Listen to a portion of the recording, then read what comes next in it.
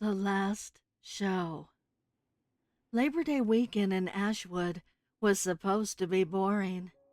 The town had one movie theater, an aging three-screen relic with sticky floors and a flickering neon sign that buzzed louder than it glowed. For teenagers desperate for something to do, it was either that or loitering at the gas station. So, they chose the movies. Ryan, the self-proclaimed leader, strutted ahead with his girlfriend Emily clinging to his arm. Behind them trailed Mia, the quiet one, and the other couple, Chris and Jenna, argued in hushed tones over popcorn. The night air carried the faint sound of cicadas and the hum of streetlights as they pushed through the theater's glass doors.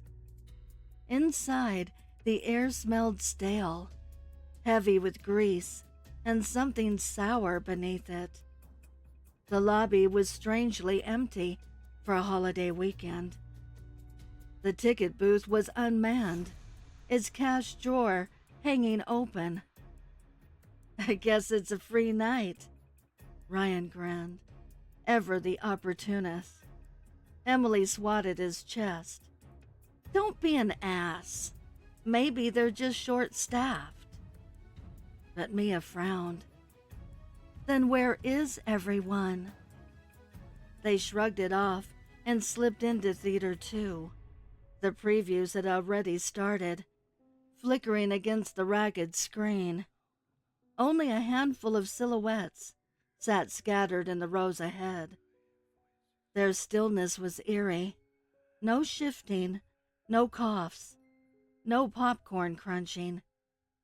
They chose seats near the back. Minutes into the movie, Jenna whispered, "Do you hear that?" A faint, wet sound came from below, the slow squelch of chewing. Ryan laughed softly. Somebody's really into their nachos. But as their eyes adjusted, they noticed the people in front weren't watching the movie.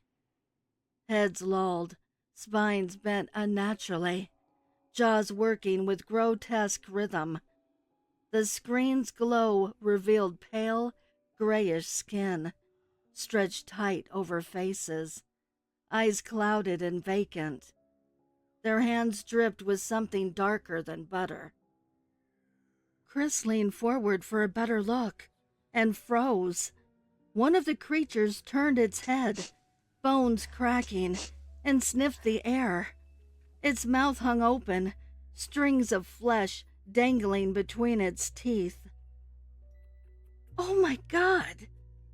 Chris hissed. "They're eating—" The creature shrieked, a sound that didn't belong in any human throat. Instantly, the others jerked upright, twitching like puppets on tangled strings. "Run!" Mia cried. The five bolted down the sticky aisle. Behind them, chairs toppled and claws scraped. One of the things leapt onto the armrest and scuttled after them like a spider, its jaws snapping. They burst into the lobby, hearts hammering, only to find it wasn't empty anymore.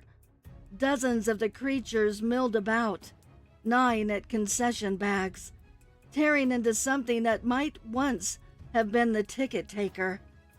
Heads turned toward the teens in eerie unison. Emily screamed. Ryan grabbed her hand, dragged her toward the exit, but the glass doors had been chained shut from the outside. The neon sign buzzed above them, mocking in its glow. "They locked us in," Mia whispered, terror widening her eyes.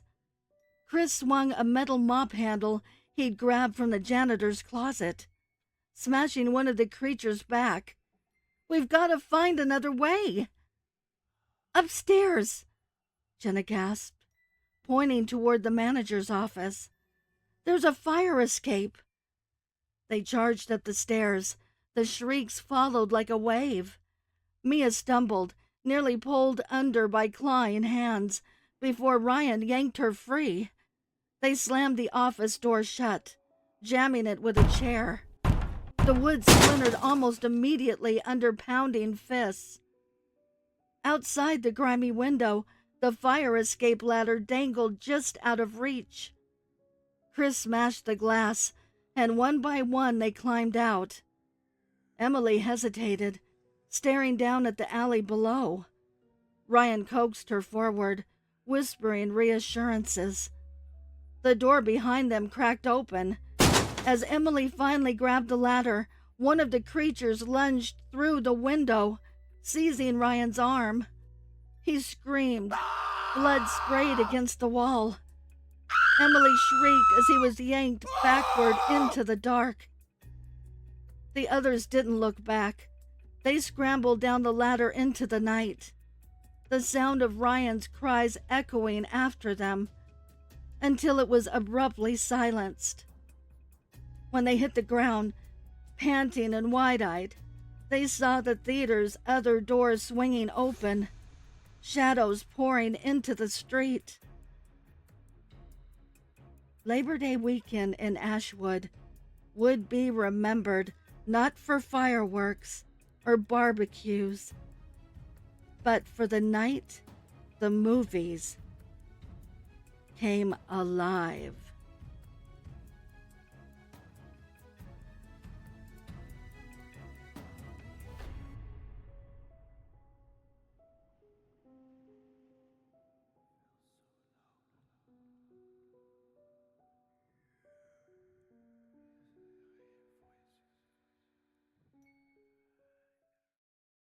I would like to give a heartfelt thank you to the special friends of the channel for your overwhelming generosity.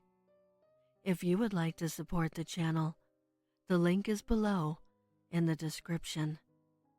Also, please send me your stories and poems to duchessofdarkness27@gmail.com. You can also find me on Instagram at duchess.ofdarkness and Twitter at duchessofdarkn2. I want to thank all my listeners for your kindness, your encouragement, and your support. It means the world to me. Thank you for joining me.